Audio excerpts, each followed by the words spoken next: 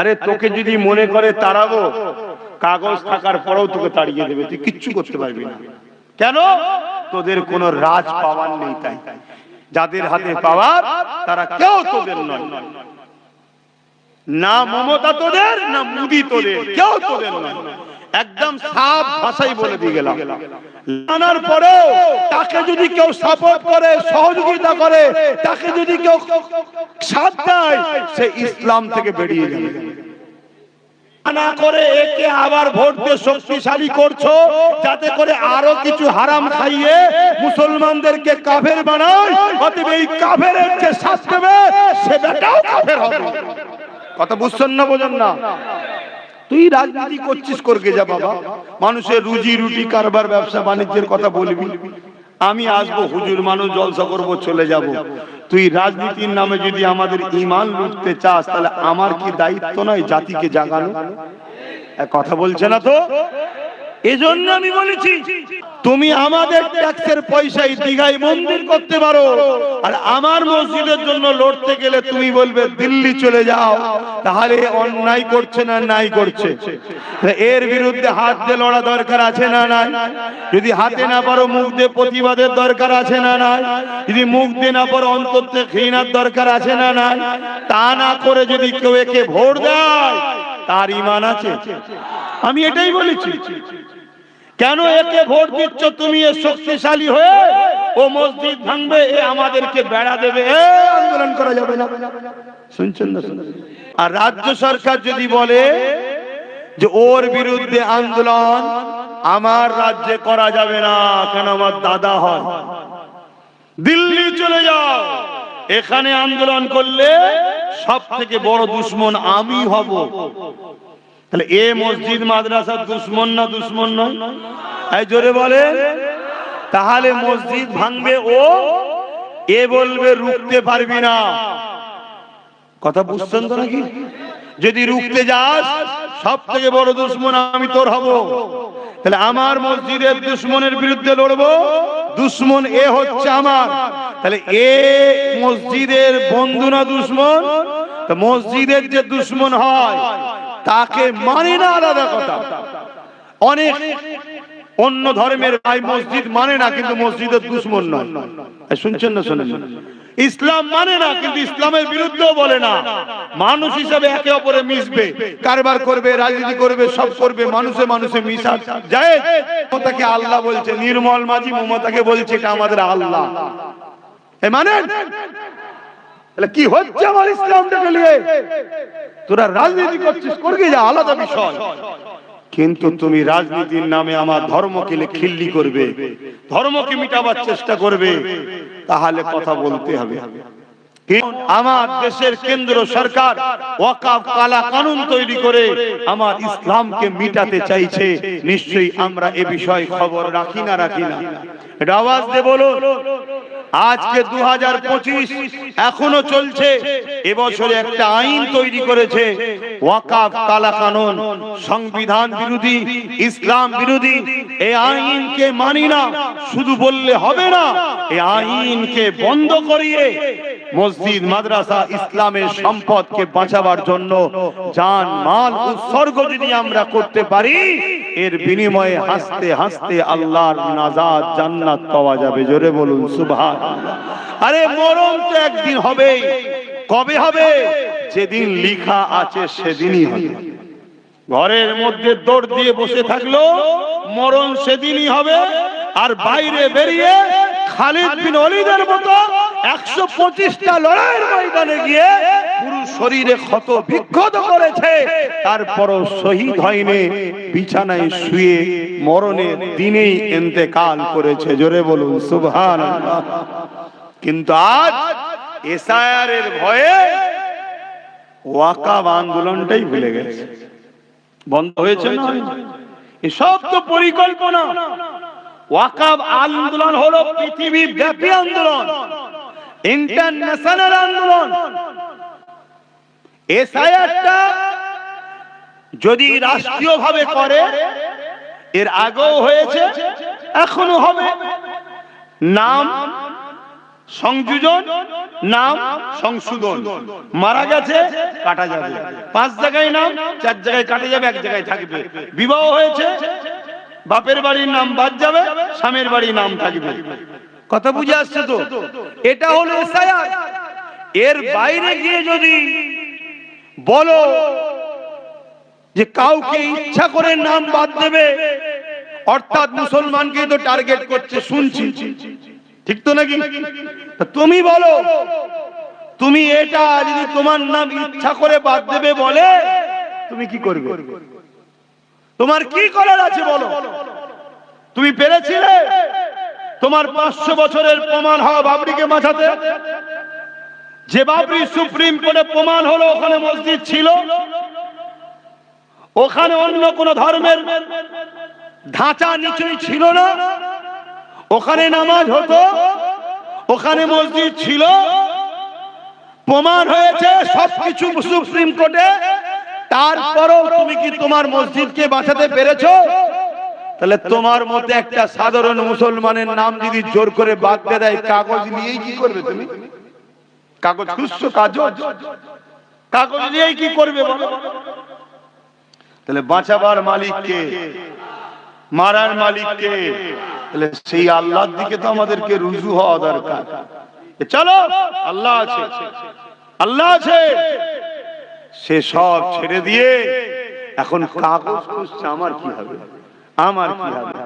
আরে তোকে যদি মনে করে তাড়াবো, কাগজ থাকার পরেও তোকে তাড়িয়ে দেবে, তুই কিচ্ছু করতে পারবি না। কেন? তোদের কোনো রাজ পাওয়ার নেই। তাই যাদের হাতে পাওয়ার তারা কেউ তোদের নয়, না মমতা তোদের, না মোদি তোদের, কেউ তোদের নয়। একদম সাফ ভাষাই বলে দিয়ে গেলাম, লিভার হলে লে, আর না লিভার হলে মরগে যা, যা যেটা ভালো লাগে করবে যা। কিন্তু আমার বক্তব্য এটা, আল্লাহর দ্বীনের ঘর, মসজিদ, মাদ্রাসা, কবরস্থান, ঈদগাহ, খানকা, যেটা ইসলামের পেহচান, 29 লক্ষ বিঘে জায়গা মুসলমান ধর্মের অ্যাসেট, মুসলিম ধর্মের পেহচান, আজকে সেইটাকে মিটিয়ে দিবার প্ল্যান চলছে। সেটাকে ভুলাবার জন্যই হয়তো এসআইআর হতে পারে। এই কথা বুঝছেন না? বুঝেন? সেটা ভুলাবার জন্য তো হতে পারে, সেটা ভুলে গেছি আমরা। সেটা কোনো আন্দোলন নেই। আলহামদুলিল্লাহ আজকের তারিখ পর্যন্ত প্রত্যেকটা জলসায় হলো, একটুখানি হলো আমি বলছি ওয়াকফ নিয়ে, একটুখানি হলো আমি আলোচনা করি। কেন করি? শুধুমাত্র আমার মালিককে রাজি করার জন্য, যে আল্লাহ আমি আমার ক্ষুদ্র ক্ষমতায় আলোচনা করছি। এ জাতি যদি আমার সাথ দিত, আমার হাতে যদি অনেক পাওয়ার থাকতো, তাহলে হয়তো আল্লাহ আরো জোর আন্দোলন হতো। কিন্তু আজ আমার যতটুকু ক্ষমতা মালিক, আমি ততটুকু করছি। কিন্তু তোমাদেরকে কৈফিয়ত দিতে হবে তো আল্লাহর কাছে। বলো, ওয়াকফ ভুলে গেছি না যাইনি? বলো বলো বলো, ভুলে গেছি? খুব সাবধান হও। আল্লাহ যদি তোমাকে দেশে রাখবে বলে, কারো বাপের মাজাল নেই তোমাকে দেশ থেকে সরাতে পারে। যে সরাতে যাবে আল্লাহ তাকে দুনিয়া থেকে সরিয়ে দেবে। শুনছেন তো নাকি? আর তোমাকে যদি আল্লাহ না সাহায্য করে, তুমি কাগজ রাখো আর যার পিছনেই দাঁড়িয়ে থাকো, তোমাকে কিন্তু তাড়িয়ে দিলে তোমার কিচ্ছু করার ক্ষমতা নাই। তাহলে কি আমি বলছি নাকি তুমি কাগজ টাগজ খুঁজবে না? করো না, কিন্তু তোমার মূল জায়গাটালে তোমার খবর নেই কেন? তোমার মূল বিষয়টা খবর নেই কেন? আর এই সব বিষয়গুলো আলোচনা করলে আবার একদল লোক আছে ওয়াজকে কাটিং করছে, কাটিং করে ছোট ছোট করে 29 minute, 30 minute, 20 minute, sorry 29 second, 30 second, 20 second সব আমার বিরুদ্ধে প্রচার করছে ভুলভাল, যাতে করে সমাজ আমাকে ঘৃণা করে, সমাজ আমাকে ভুল বোঝে, এসবও চলছে। এক কথা বুঝছেন তো ভাই? আবার কিছু উলামাকে দেখছি, কিছু সবাই না, কিছু পীর পীরজাদা বক্তাকে দেখছি যারা ওয়াকফ ভুলে গেছে, তাদের দুনিয়ার নেতা নেত্রীদেরকে জিতাবার জন্য পেরেশানে আছে। শুনছেন তো নাকি? তাদের মসজিদ লিডারদের কথা নেই। এই সব কিছুকে খেয়াল করে আমি যখন কিছু কথা কিছু কিছু জায়গায় বলেছি সেগুলোকে পুরো না দিয়ে কেটে কুটে উল্টো পাল্টা করে ছড়িয়েছে, সমাজে বিভ্রান্ত ছড়াবে না ছড়াবে না? একটু বলুন না গো, বিভ্রান্ত ছড়াবে না ছড়াবে না? বিভ্রান্ত ছড়াচ্ছে। তার মধ্যে একটা বিভ্রান্ত হলো আব্বাস সিদ্দিকী বলেছে টিএমসি কে ভোট দেওয়া হারাম। শুনেছেন আপনারা? একটু হ্যাঁ কি না বলবেন তো? কারা কারা শুনেছেন একটু হাত তুলে সাক্ষী দেন। শুনেছেন? বাবা, তাহলে গালি গালাজও করেছেন তো নাকি? আমাকে গাল দেন না কেন? একটু শখ যাই দাও না। দিচ্ছে তো অনেকে, অনেকে তো দিচ্ছে। হায় হায় হায়, কি জন্য দিচ্ছি রে? না ওর বেঈমান জালিম অত্যাচারী শয়তান নেতা নেত্রীর বিরুদ্ধে বলেছি তাই গাল দিচ্ছে। আর ওদের বেঈমান শয়তান জালিম নেতা নেত্রীগুলো আমার আল্লাহর মসজিদ মাদ্রাসার বিরুদ্ধে বলেছে, তখন ওদের মুখে কোনো কথা নেই। তাহলে মুসলিম না মুসলিম সূরাতে মুনাফিক? এটা আওয়াজ দিয়ে বলো। অ্যাকচুয়ালি আমি কি বলেছি সময় আর নেই তো, একটু বলবো 2-5 মিনিট, অসুবিধা হচ্ছে? খুব মন দিয়ে শোনে। অ্যাকচুয়ালি আমি হুজুর পাক সাল্লাল্লাহু আলাইহি ওয়াসাল্লামের একটা হাদিস মানুষের সামনে রেখেছি। কি? অন্যায় দেখলে হাত দিয়ে রোখো, আমার নবী বলেছেন। কি দিয়ে রোখো? হাত দিয়ে। যদি হাত দিয়ে রুখতে না পারো মুখ দিয়ে প্রতিবাদ করো। মুখ দিয়ে যদি প্রতিবাদ করতে না পারো অন্তর থেকে ঘৃণা করো। এই অন্তর থেকে ঘৃণা করার কথা বলে আল্লাহ নবী বলেছে এটা হলো একেবারে দুর্বল ঈমান। কোনটা? অন্তর থেকে ঘৃণা করা। এটা হলো কি? দুর্বল ঈমান। মজবুত 1 নম্বর ঈমান কোনটা?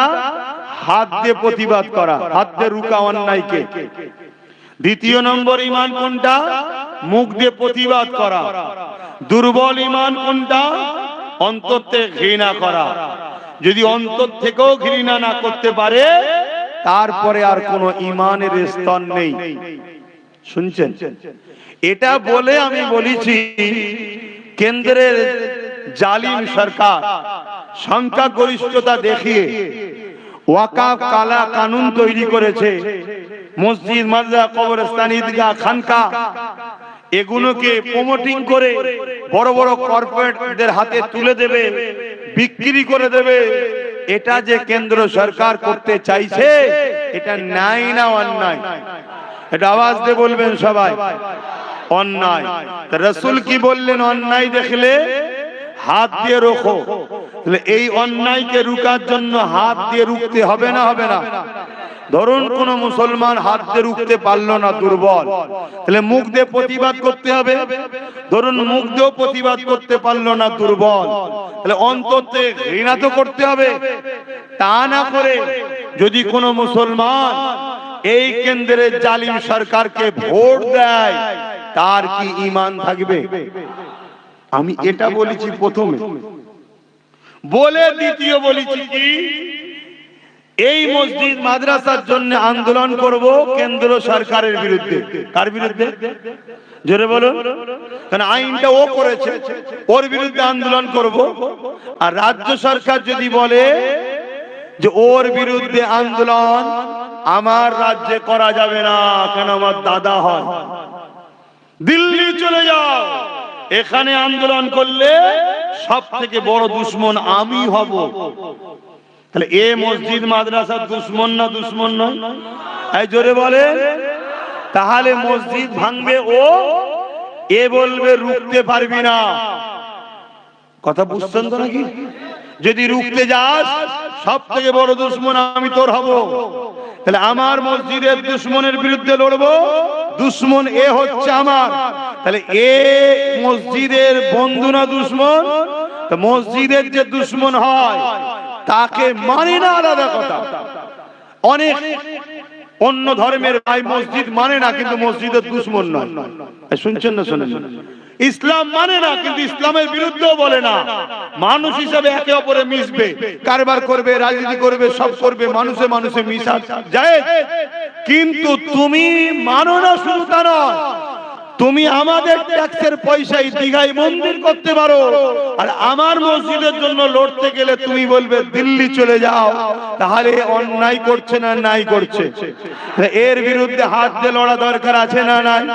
যদি হাতে না পারো মুখ দিয়ে প্রতিবাদের দরকার আছে না নাই? যদি মুখ দিয়ে না পারো অন্তর থেকে ঘৃণার দরকার আছে না নাই? তা না করে যদি কেউ একে ভোট দেয় তার ঈমান আছে? আমি এটাই বলেছি। কেন একে ভোট দিচ্ছ তুমি? এ শক্তিশালী হয়ে ও মসজিদ ভাঙবে, এ আমাদেরকে বেড়া দেবে, এ আন্দোলন করা যাবে না। শুনছেন না? আরো কথা বলেছি। কি বলেছি? কি বলেছি? মন্দির বানাচ্ছে ট্যাক্সের পয়সায়, চলো, তারপরও চলো, ছেড়ে দাও, কথা বুঝে আসছে। কিন্তু তুমি মন্দির বানিয়ে প্রসাদ খাইয়ে মুসলিম সমাজকে কাফের বানাবার পরিকল্পনা করেছে না করেনি? রেশনের মধ্যে দিয়ে প্রসাদ পাঠিয়েছে না পাঠায়নি? বুকে হাত দিয়ে বলুন, প্রসাদ খেলে ঈমান থাকে? জোরে বলো, ঈমান থাকে? তাহলে তুমি এক মন্দির করলে রাজকোষের টাকা, এটা যেমন অন্যায়, তারপরেও চলো সম্প্রীতির স্বার্থে, বৃহৎ স্বার্থে চুপ করে গেলাম। কিন্তু তুমি প্রসাদ খাইয়ে মুসলিম সমাজের ঈমানকে লুটতে চেয়েছো, আমাদের বেঈমান বানাতে চেয়েছো, এটা নাই না অন্যায়? তাহলে এই অন্যায়ের বিরুদ্ধে হাত দিয়ে রুখা দরকার আছে না নাই? মুখ দিয়ে প্রতিবাদের দরকার আছে না নাই? অন্তর থেকে ঘৃণার দরকার আছে না নাই? তা না করে একে আবার ভোট দিয়ে শক্তিশালী করছো, যাতে করে আরো কিছু হারাম খাইয়ে মুসলমানদেরকে কাফের বানায়। অতএব এই কাফেরের যে শাস্তি দেবে সে বেটাও কাফের হবে। কথা বুঝছেন না? বোঝেন না? তুই রাজনীতি করছিস, করকে যা বাবা, মানুষের রুজি রুটি কারবার ব্যবসা বাণিজ্যের কথা বলবি। আমি আসবো, হুজুর মানুষ জলসা করবো, চলে যাব। তুই রাজনীতির নামে যদি আমাদের ঈমান লুটতে চাস, তাহলে আমার কি দায়িত্ব নয় জাতিকে জাগানো? কথা বলছে না তো? এজন্য আমি বলেছি। কিন্তু এসব কথা বলার পরে আর একটা কথা বলেছি, শুনবেন না? এ বলেছিল কোরআন শেষ হয়ে যাবে, আমার উন্নতি শেষ হবে না। এ কথাটা মানেন? নাই না অন্যায়? এ কথাটা বলেছে, নাই না অন্যায়? ওর উন্নতি শেষ হবে, ওর উন্নতি শেষ হবে না হবে না? আমার কোরআন শেষ হয়ে যাবে। দুদিন পরে কোন জাহান্নামে ঢুকে যাবে কোনো ঠিক আছে? হ্যাঁ, ও বলছে আমার কোরআন শেষ হয়ে যাবে। এ কথা বুঝছেন না? বুঝুন, এই বিষয়ে মোল্লা মুলি সাহেবদের কথা আছে। ওজন আমি আব্বাস সিদ্দিকী যখন বিরোধী করি, আমার বিরুদ্ধে বলার জন্য অনেক মুলি সাহেব বাজারে আছেন না? না, হ্যাঁ, এদের ভাড়া করা দালাল, এদের ভাড়া করা দালাল। চিনে রাখো, হতভাগা আকবর এরকম মুলি সাহেবকে পয়সা দিয়ে দালাল তৈরি করেছিল, যাদের দ্বারা দ্বীনে ইলাহি কোরআনের বিরুদ্ধে কিতাব লিখেছিল। শুনছেন? হ্যাঁ, দ্বীনের স্বার্থে বলে যাচ্ছি। এতে যদি আব্বাস সিদ্দিকীর কপালে খোদা যা লিখে রেখেছে আমি সেটা মানতে রাজি। কথা বুঝে আসছে না? নাই? হ্যাঁ, দ্বীনের জন্য বলতে হবে না হবে না? আমার বাপেরা কি বলছেন, বলতে হবে না হবে না? হ্যাঁ, তোমার পেট দেখছ আব্বা, আমার মায়েরা মদের টাকা খুব লিচ্ছ।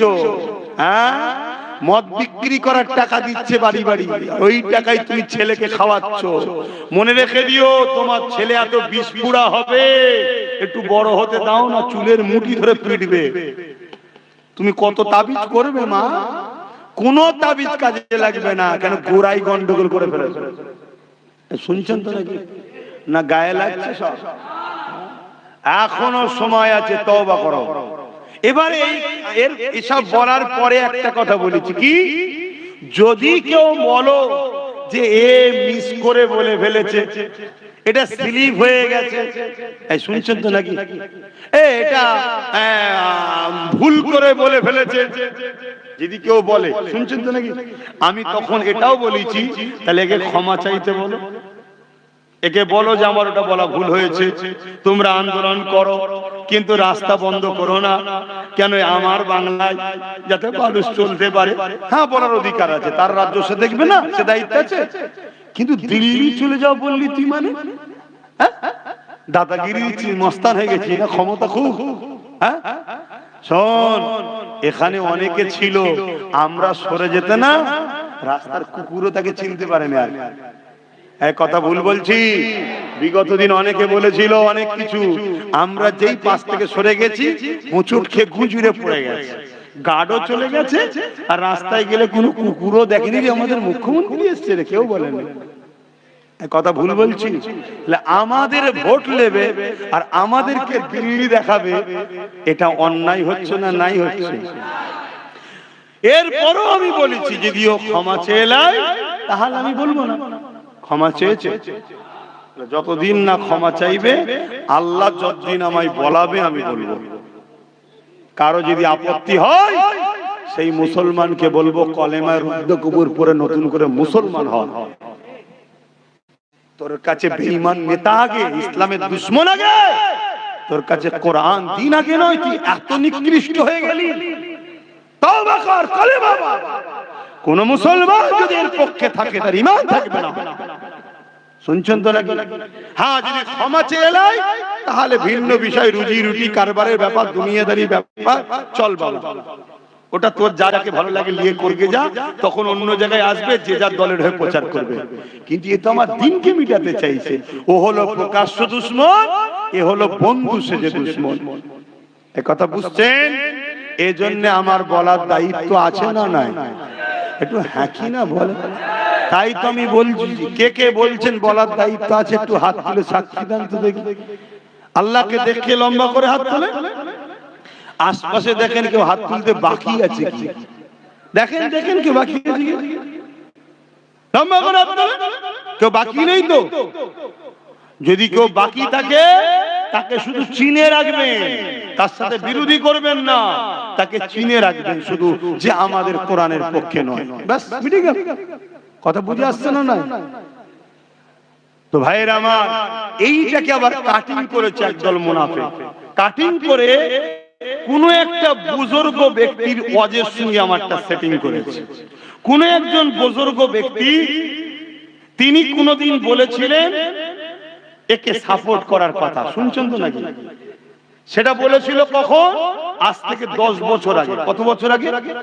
10 বছর আগে তো আমিও ছিলাম, আপনিও ছিলেন, সবাই তো ছিল, ঠিক না বেটি?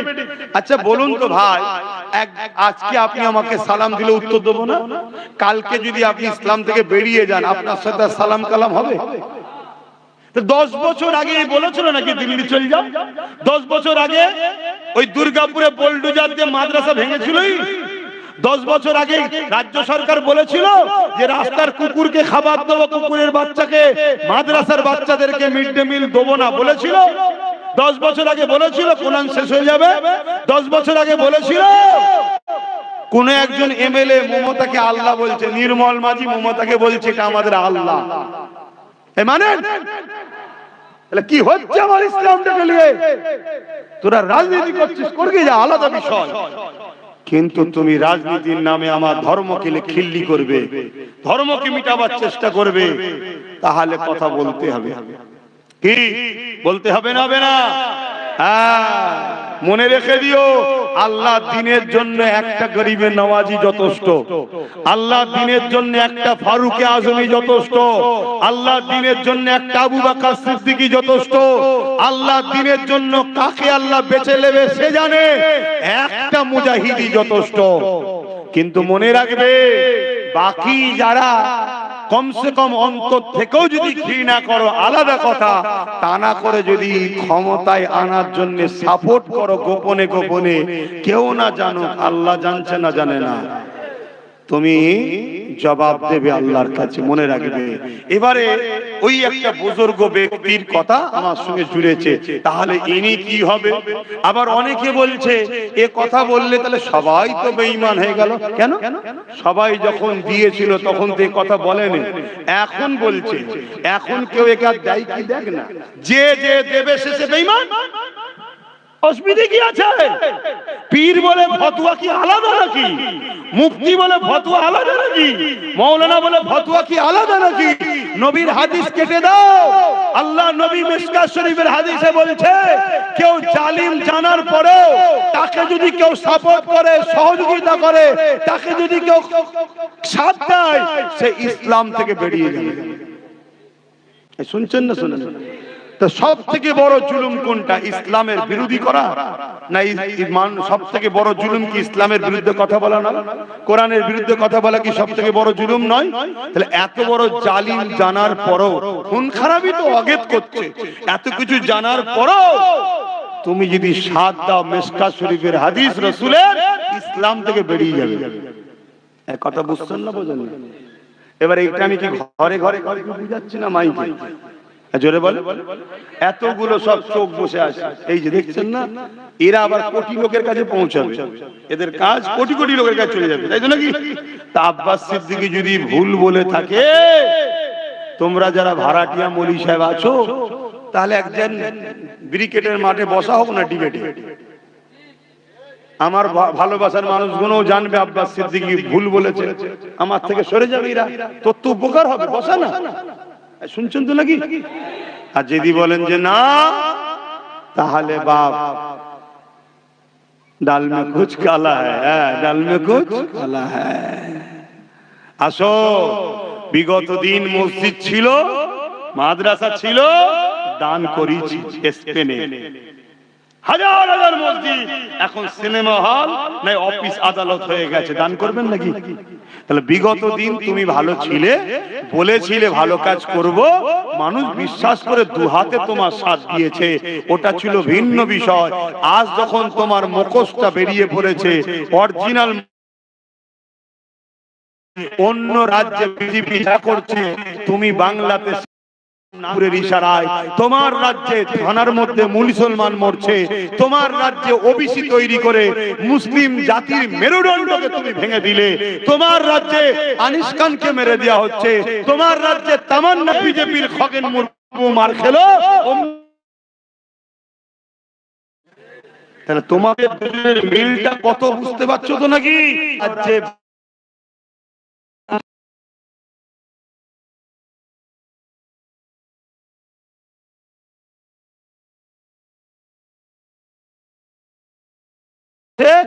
ইশারায় সেই কাজ করছো, ও ডাইরেক্ট তুমি পিছন থেকে আঘাত করছো।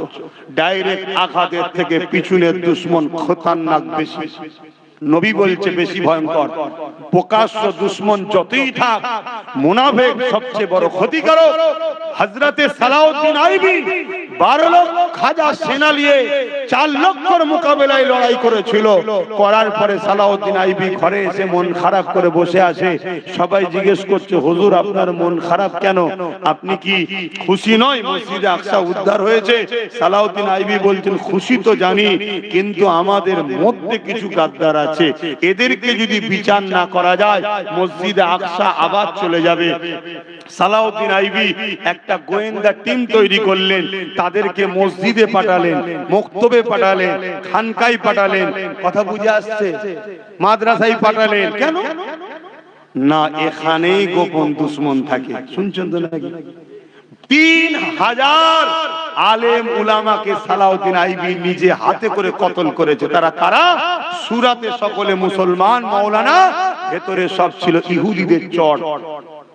তাহলে আজকেও আছে না? না জোরে বলে। চিনবেন কি করে? হক উলামা চিনার একটা নমুনা বলে যাচ্ছে। হক উলামা চিনার নমুনা বলে যাচ্ছি। যদি ভুল হয় উলামা ভাইরা ধরিয়ে দেবেন। উস্তাদ বলে আপনাকে সম্মান করব, আপনার পায়ের জুতো ঘুরিয়ে দেব, আপনার উজুল লুটা পিসাবের লুটাও বইব। পীরের বেটা তো কি হয়েছে, উস্তাদকে সম্মান করতেই হয়। আমার ভুল হলে ধরিয়ে দেবেন, উস্তাদের সম্মান দেব। আর যদি ভুল না হয়, প্রকাশ্য যদি সাথ নাও দিতে পারেন, গোপনে গোপনে আমার সাথে আছেন, এই প্রমাণটা আমার সাথে রাখুন। কথা বুঝে আসছে না? নাই আমি জানি সব উলামার প্রকাশ্য আসার ক্ষমতা নাই, কারণ সে মজবুরিতে আছে। কথা বুঝে আসছে? কিন্তু গোপনেও যোগাযোগ রাখুন যে আছি ভাই যাই। কথা বুঝে আসছে না? নাই হক উলামা চিনার নমুনা বলে যাচ্ছি। হক উলামা কোনো দিনের জন্য সময়ের জালিম শাসকের সঙ্গে সম্পর্ক রাখবে না। কি বললাম? হক উলামা সময়ের জালিম শাসকের পক্ষে কখনো থাকতে পারে না। তার নমুনা দিলেন দাদা হুজুর ব্রিটিশের বিরুদ্ধে ছিল, মুজাদ্দেদ আল-পেসানি হতভাগা আকবরের বিরুদ্ধে ছিল, আমার ইমামে আজম সময়ের শাসকের বিরুদ্ধে ছিল, আমার ইমাম মালিক সময়ের শাসকের বিরুদ্ধে ছিল, ইমাম বুখারী সময়ের শাসকের বিরুদ্ধে ছিল। যুগে যুগে যুগে যত বড় বড় হাক্কানি উলামা এসেছে তাদের সঙ্গে সময়ের জালিম শাসকদের টক্কর ছিল। কথা বুঝছেন? আর জালিম শাসকরা এই সকল উলামাদের উপরে হাজারো টর্চার করেছে, হাজারো জুলুম করেছে, তারা সব জুলুমকে সহ্য করেছে, কিন্তু জালিমের কাছে মাথা নত করেনি। জোরে বলুন সুবহানাল্লাহ। কথা শেষ করছি, ব্যথা পেলেন? আসেন সংক্ষেপ করব, তার আগে একটু সালাম দেবো। ইয়া নবী সালাম।